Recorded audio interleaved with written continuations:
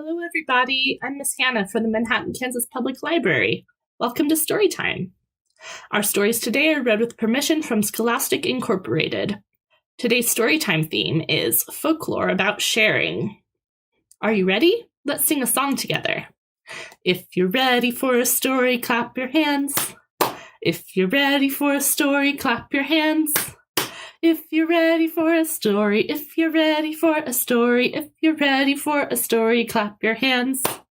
If you're ready for a story, stomp your feet. If you're ready for a story, stomp your feet. If you're ready for a story, if you're ready for a story, if you're ready for a story, stomp your feet. If you're ready for a story, sit so still. Shh. If you're ready for a story, sit so still. Shh. If you're ready for a story, if you're ready for a story, if you're ready for a story, sit so still. Shh. Good job. The first story we're reading today is Stone Soup, retold and illustrated by John J. Muth.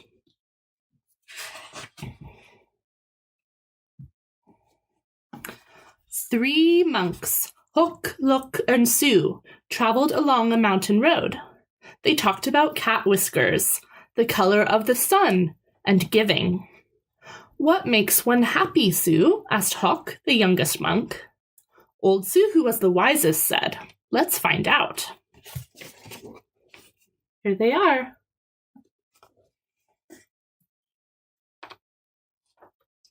The sound of a bell brought their gaze to the rooftops of a village below. They could not see from so high above that the village had been through many hard times. Famine, floods, and war had made the villagers weary and untrusting of strangers. They had even become suspicious of their neighbors. Here's the village.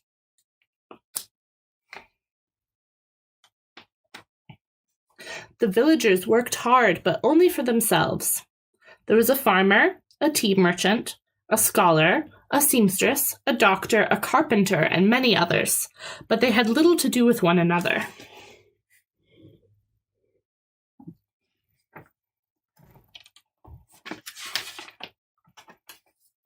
When the monks reached the foot of the mountain, the villagers disappeared into their houses. No one came to the gates to greet them. And when the people saw them enter the village, they closed their windows tight.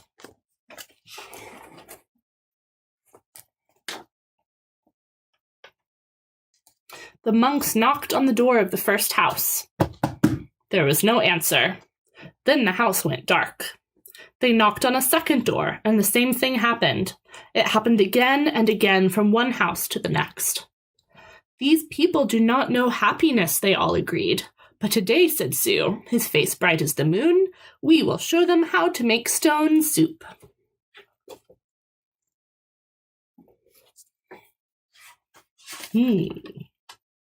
They gathered twigs and branches and made a fire. They placed a small tin pot on top and filled it with water from the village well. A brave little girl who had been watching came to them.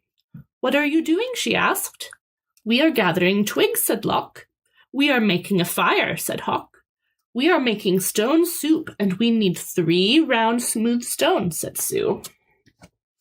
Here's the little girl.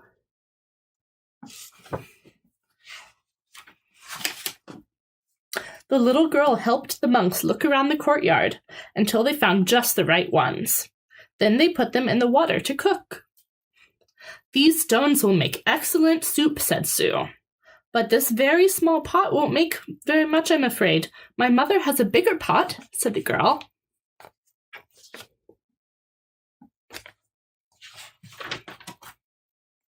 The little girl ran home, and she started to take a pot. Her mother asked what she was doing. The 3 strangers are making soup from stones, she said. They need our biggest pot. Said the girl's mother. Stones are easy to come by. I'd like to learn how to do that.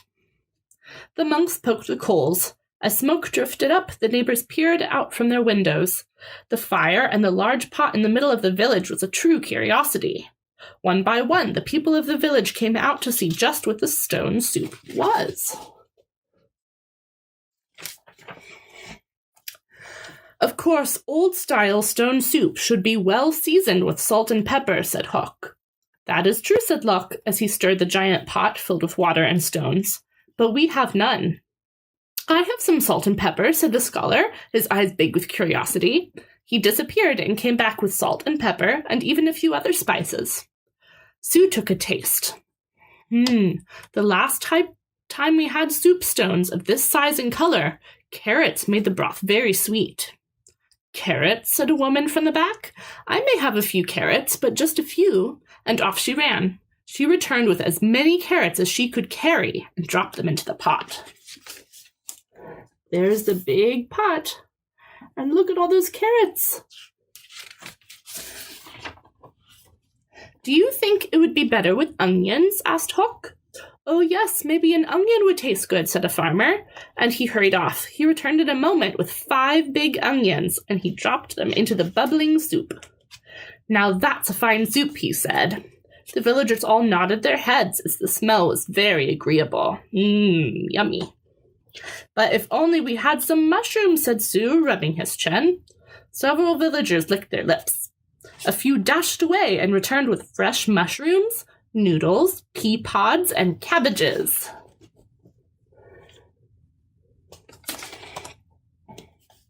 Something magical began to happen among the villagers. As each person opened their heart to give, the next person gave even more. And as this happened, the soup grew richer and smelled more delicious. "I imagine the emperor would suggest we add dumplings," said one villager. "And bean curd," said another. "What about cloudier and mung beans? And yams," cried some others. "And taro root and winter melon and baby corn," cried the other villagers. "Garlic, ginger root, soy sauce, lily buds. I have some," people cried out, and off they ran, returning with all they could carry. The monks stirred and the pot boiled. How good it smelled, how good it would taste, how giving the villagers had become.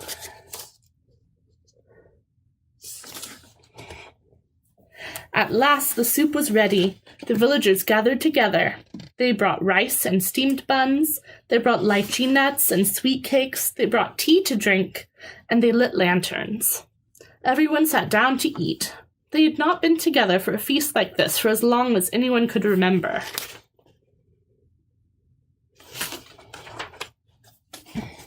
After the banquet, they told stories, sang songs, and celebrated long into the night.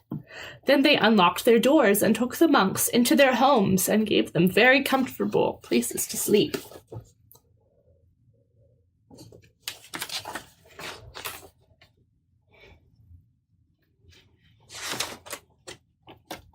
In the gentle spring morning, everyone gathered together near the willows to say farewell. "Thank you for having us as your guests," said the monks. "You have been most generous."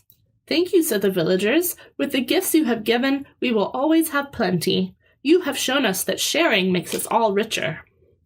"And to think," said the monks, "to be happy is as simple as making stone soup." The end. All right, let's do an action rhyme together. This one is called Suppose. First, we're going to make ourselves really big, reach up really high. Do you suppose a giant who is tall, tall, tall could ever reach an elf who is small, small, small? Be really small. But the elf who is tiny will try, try, try. Make fists. To reach up to the giant who is high, high, high. Reach up again. Good job. All right, let's read another story together. This one is The Mitten. Adapted and illustrated by Jan Brett.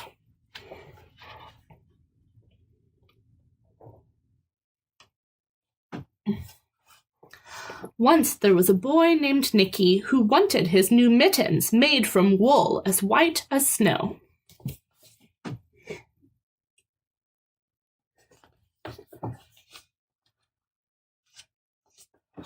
At first, his grandmother, Baba, did not want to knit white mittens. If you drop one in the snow, she warned, you'll never find it. But Nicky wanted snow-white mittens, and finally Baba made them.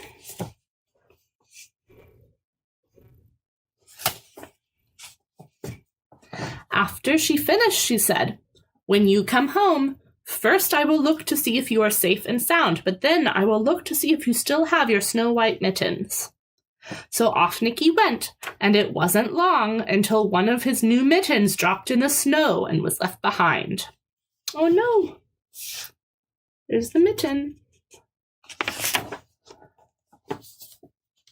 A mole, tired from tunneling along, discovered the mitten and burrowed inside. It was cozy and warm and just the right size, so he decided to stay. There he is. A snowshoe rabbit came hopping by.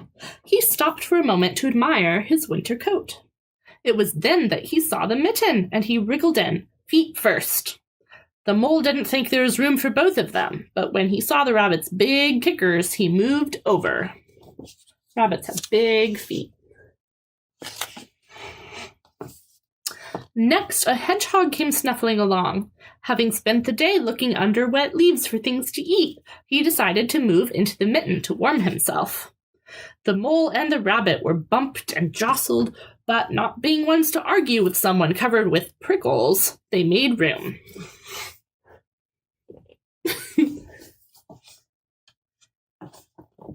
As soon as the hedgehog disappeared into the mitten, a big owl, attracted by the commotion, swooped down. When he decided to move in also, the mole, the rabbit, and the hedgehog grumbled. But when they saw the owl's glinty talons, they quickly let him in. There's Mr. Owl.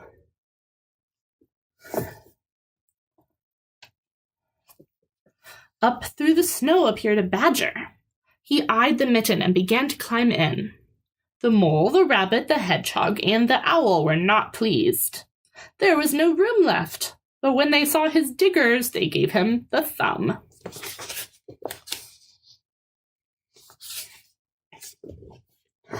It started snowing, but the animals were snug in the mitten. A waft of warm steam rose in the air, and a fox trotting by stopped to investigate. Just the sight of the cozy mitten made him feel drowsy, sleepy. The fox poked his muzzle in. When the mole, the rabbit, the hedgehog, the owl, and the badger saw his shiny teeth, they gave the fox lots of room.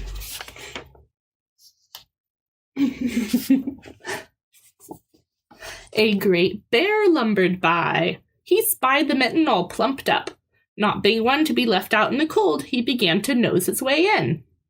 The animals were packed in as tightly as could be, but what animal would argue with a bear? The mitten swelled and stretched. It was pulled and bulged to many times its size. But Baba's good knitting held fast. Along came a meadow mouse, no bigger than an acorn. She wriggled into the one space left and made herself comfortable on top of the great bear's nose. Here they all are.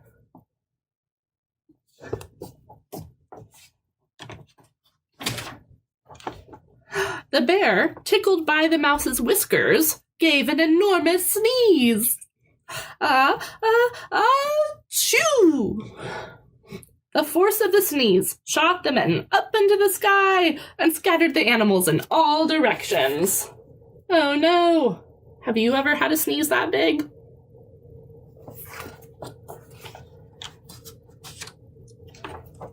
On his way home, Nicky saw a white shape in the distance. It was the Lost Mitten silhouetted against the blue sky. There's the mitten.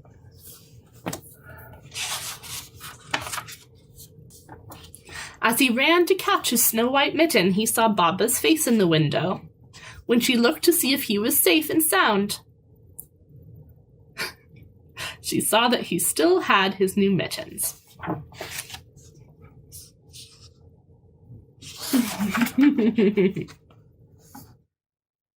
But one of them is a lot bigger than the other.